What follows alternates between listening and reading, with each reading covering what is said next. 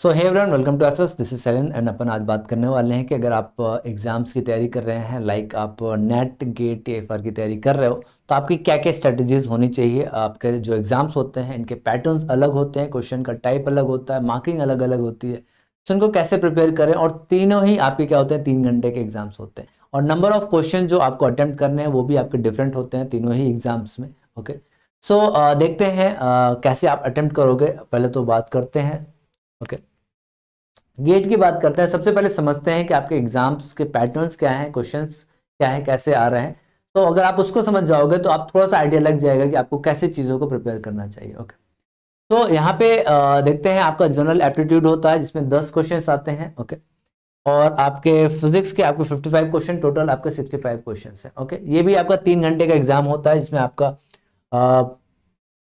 Marking distribution आप देख सकते हो। ओके, सो टोटल आपका 100 मार्क्स का होता है। ओके, एंड 1/3 आपका 1 मार्क्स वाले जो क्वेश्चन होते हैं उसमें आपका निगेटिव होता है और आपका 2/3 आपके 2 मार्क्स वाले में होते हैं। इसमें मिक्स क्वेश्चंस होते हैं, ऐसा नहीं कोई सेक्शन है वहां पे क्या करते हैं कि लाइक आपका कभी 1 मार्क्स से कोई क्वेश्चन दे दिया, कभी 2 मार्क्स से कोई क्वेश्चन दे दिया, कभी न्यूमेरिकल आंसर टाइप है, कभी मल्टीपल सेलेक्टेड क्वेश्चन है। तो ये आपके अपने पैटर्न चेंज करते रहते हैं। ओके, बट आपको क्या करना है, जैसे कि आपका सीएसआर नेट और आपका टीएफआर का है, टीएफआर का फिक्स नंबर ऑफ क्वेश्चन है, आपका फिक्स पैटर्न है। ओके, यहाँ पे क्या है, मल्टीपल सिलेक्टेड क्वेश्चन है। ओके, मल्टीपल चॉइस क्वेश्चन है और आपका न्यूमेरिकल आंसर टाइप क्वेश्चन है। जबकि आपका अगर मैं नेट और टीएफआर की बात करता हूं तो नेट में आपका मल्टीपल सिलेक्टेड क्वेश्चन अभी तक नहीं पूछे जा रहे हैं और आपका टीएफआर में भी नहीं पूछे जा रहे हैं। तो यहाँ पे एग्जाम क्या चाहता है आपसे, एक्यूरेसी। जैसे कि आपका अगर आपने आईटी जैम को दिया होगा, ओके, अगर उसका पेपर देखा होगा तो उसमें भी सेम पैटर्न पे ही क्या होते हैं आपके क्वेश्चंस पूछे जाते हैं। तो ये आपके एनालिटिक्स को चेक करते हैं कि आप कैसे कितनी तेजी से क्वेश्चन को सॉल्व कर रहे हो और वहां पे एक्यूरेसी क्या है, आपका माइंड कितना एक्टिव है। क्योंकि बीच में आपका मल्टीपल सिलेक्टेड क्वेश्चन है, फिर मल्टीपल चॉइस है, न्यूमेरिकल आंसर टाइप आ जाएगा। ऐसे ही कोई 2 नंबर का क्वेश्चन चल रहा है आपका, उसके बाद 1 नंबर का आ गया। सो ऐसे आपको माइंड को यहाँ पे एक्टिव रखना है ज्यादा यहाँ पे गेट वाले एग्जाम में। यहाँ पे आपके बहुत ज्यादा हार्ड क्वेश्चंस नहीं पूछे जाते हैं। आप देखोगे तो 1 या 2 मार्क्स से यहाँ पे क्वेश्चंस पूछे जाते हैं, लेकिन क्वेश्चंस ऐसे होते हैं कि आपके थोड़ा सा तो दिमाग घूमेगा ही, जाहिर सी बात है। ओके, सो बस आपको ये माइंड को ये बताना पड़ेगा कि नहीं, कैसे भी क्वेश्चन आ जाए, मल्टीपल सिलेक्टेड, मल्टीपल चॉइस या न्यूमेरिकल आंसर टाइप, मैं कर लूंगा। ठीक है, आपने माइंड को स्टेबल रखना है एग्जाम देते वक्त। तो सभी एग्जाम में ऐसे ही करना है, बट यहाँ पे आपको प्रैक्टिस बहुत जरूरी है इस एग्जाम में।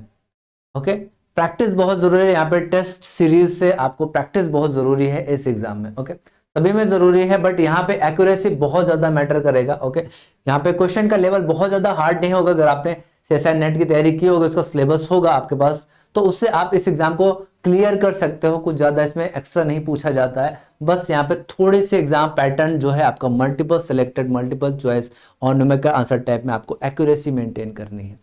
ओके, बाकी आपको अगर नेट की तैयारी की है तो आपने इस लेवल के ऊपर की चीजें तक की आपने पढ़ रखी है। ओके, तो नेक्स्ट अपन आते हैं सीएसआर नेट की।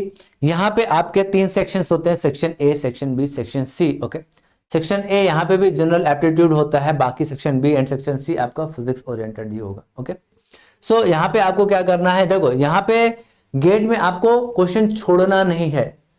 जैसा नेट के लिए आपको सीखना है कि क्वेश्चन आपको छोड़ना कैसे। ओके, कैसे क्वेश्चन को मुझे छोड़ देना है, कैसे क्वेश्चन को मुझे करना है। यहाँ पे ये चीज भी आपको डेवलप करनी पड़ेगी अगर आप इस एग्जाम की तैयारी कर रहे हो तो। ओके, और यहाँ पे क्या है, आपका जो सेक्शन सी है, ओके, जो आपका सेक्शन सी है, okay, part C, that is 5 marks का होता है। ओके, और यहाँ पे आपके 30 क्वेश्चन होते हैं, 20 करने होते हैं। सबसे इंपॉर्टेंट ये सेक्शन होता है, अगर आपने इसको कर लिया तो आपने 100 मार्क्स में से आपका जो कट ऑफ जाता है जनरल का, जेआरएफ का, लगभग 100 के आसपास जाता है। तो अगर आपने इसको मैक्सिमम स्कोर कर लिया तो आप समझ लो कि आपका क्वालिफाई हो सकता है। ओके, सो आपको स्ट्रेटेजी बनानी पड़ेगी कि आपको, जैसे गेट में है कि जरूरी नहीं कि वो सेक्शन वाइज आपके क्वेश्चंस दे, या फिर आपका 2 वाले मार्क्स के क्वेश्चन चल रहे हैं तो आपको 2 के ही आएंगे। ओके, सो वहां पे मिक्स भी कर देते हैं। तो वहां की जो स्ट्रेटेजी है, आपको अपने माइंड को एक्टिव रखना पड़ेगा हर क्वेश्चन के लिए कि 2 मार्क्स का, 1 मार्क्स का है। ओके, और वहां पे सारे क्वेश्चंस कंपल्सरी है करना। यहाँ पे आप क्वेश्चंस को छोड़ सकते हो।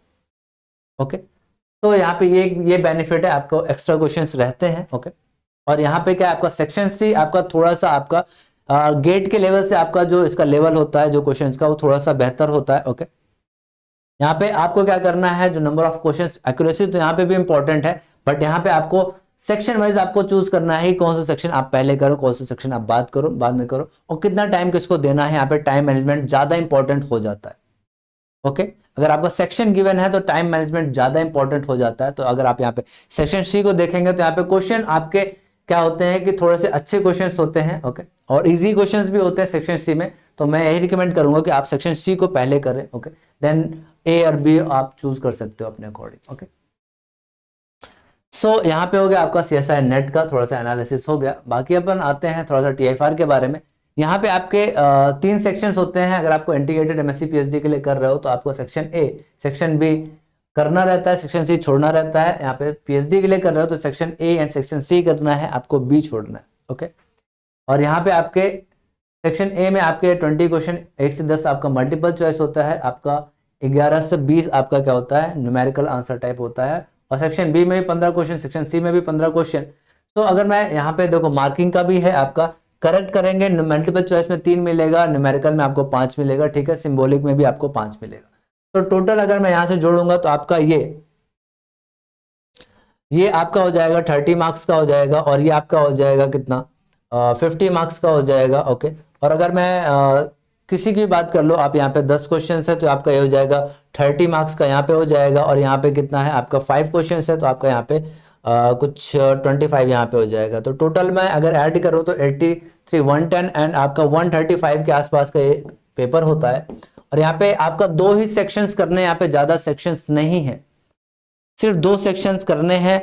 आप यहाँ पे क्या है, आप अगर आपने सीएसआई नेट की तैयारी की है, उसमें आपके पास नोट्स है, तो टीएफआर में अगर आप उसके क्वेश्चंस कर रहे हो सीएसआई नेट के, तो जरूरी नहीं कि आप टीएफआर के भी क्वेश्चंस कर ले जाओगे। तो टीएफआर में बहुत इंपॉर्टेंट होता है, क्योंकि इसके लेवल के क्वेश्चन आपको जल्दी मिलेंगे नहीं मार्केट में। तो इसके लिए क्या होता है कि अगर आप प्रीवियस ईयर क्वेश्चंस को उठाएंगे, उसको खुद से करने के ट्राई करें, क्योंकि वहां पे आपको काफी हो सकता है डेरिवेशन करना पड़े, हो सकता है 2-3 कॉन्सेप्ट को मिक्स करके दे दिया जाए, जो कि गेट और नेट में नहीं होता है। तो इसलिए टीएफआर आपका सिर्फ 3 घंटे में आपको 40 ही क्वेश्चन देगा, लेकिन अच्छे क्वेश्चंस देगा। 40 नहीं, सॉरी 20 यहाँ पे है, 15 यहाँ पे, 35 ही क्वेश्चन है आपके पास, लेकिन अच्छे क्वेश्चन होगा। सोचिए, कहीं 65 है, कहीं 55 है, यहाँ पे आपका सिर्फ 35 है, और यहाँ पे सिर्फ 3 घंटे का है। सो आप समझ सकते हैं कि कैसे यहाँ पे पेपर का लेवल थोड़ा सा डिफरेंट होता है। आपकी स्ट्रैटेजी क्या होनी चाहिए कि जब टीएफआर की तैयारी कर रहे हैं तो आप खुद से लेंदी कैलकुलेशन करके देखें, उनके प्रीवियस ईयर के क्वेश्चंस को सोल्यूशन उनके देखेंगे तो आपको लंबे लंबे ही मिलेंगे थोड़े से। तो आपको आइडिया होना चाहिए कि अगर मैं कोई चीज कर रहा हूं, मैं वहां पे कॉन्सेप्ट समझना ज्यादा जरूरी होता है। अगर मैं गेट और नेट की तैयारी की बात करूं तो नेट में अगर आपको कॉन्सेप्ट बहुत अच्छे से नहीं भी पता है ना, आपको चीजें पता है, फॉर्मुलेज पता है, आपको टॉपिक पता है, तो आप चीजें कर ले जाओ कैलकुलेट करके। टीएफआर में ऐसा नहीं है, आपको कॉन्सेप्ट क्लियर होना ही चाहिए, तभी आप उसको अच्छे से समझ के कर पाओगे। क्योंकि बड़े बड़े कभी कभी क्वेश्चंस होते हैं टीएफआर में कि अगर आपको कॉन्सेप्ट पता चल जाएगा तो आपको डायरेक्टली वहां से चीजें उठा के आप इजिली कर लो जाओगे, छोटा सा आपका आंसर आ जाएगा।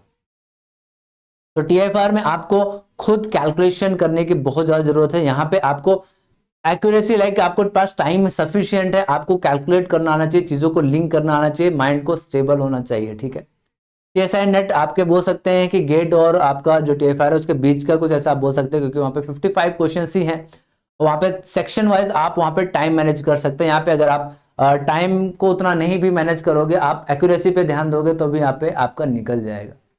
ओके, यहाँ पे कट ऑफ नहीं निकालता टीएफआर, आपकी एक्यूरेसी मेंटेन होगी। आप कम से कम क्वेश्चन करो, ठीक है, लेकिन आप जितने ज्यादा सही आंसर दोगे उतना बेहतर वहां पे रिजल्ट मिलेगा आपको। जबकि सीएसआई नेट में आपका अगर नोट्स तैयार है, नोट्स की चीजें पता है, फॉर्मुलेज पता है, शॉर्ट नोट्स बनाया है, तो वहां पे कर ले जाओगे। टीएफआर में आपको शॉर्ट नोट से ज्यादा हेल्प नहीं मिलेगी, बिकॉज यहाँ पे आपके सिर्फ फॉर्मूला बेस्ड चीजें नहीं पूछी जाती।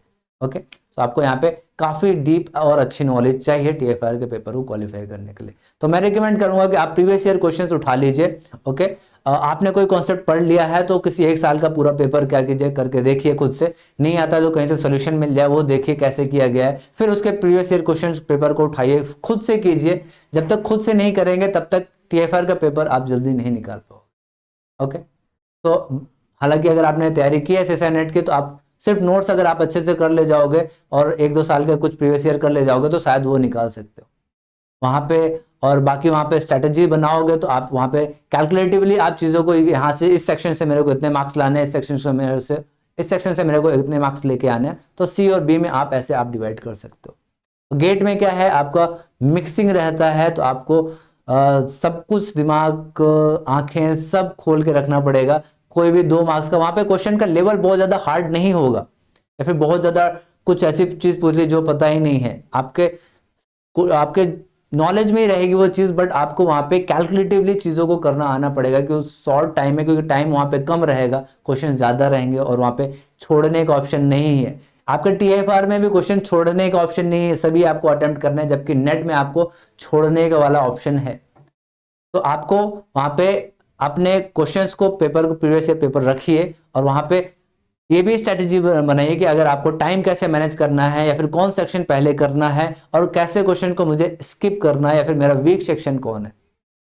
ओके, सो आप ऐसे कुछ तैयारी कर सकते हैं अपने एग्जाम्स की, और सबकी स्ट्रेटेजी अलग होती है। प्रीवियस ईयर पेपर अगर आप लगाओगे तो अच्छे से समझ पाओगे कि आपको कैसे स्ट्रेटेजी बनानी चाहिए। ठीक है, सो इतना ही था मेरी तरफ से। Thank you, bye bye.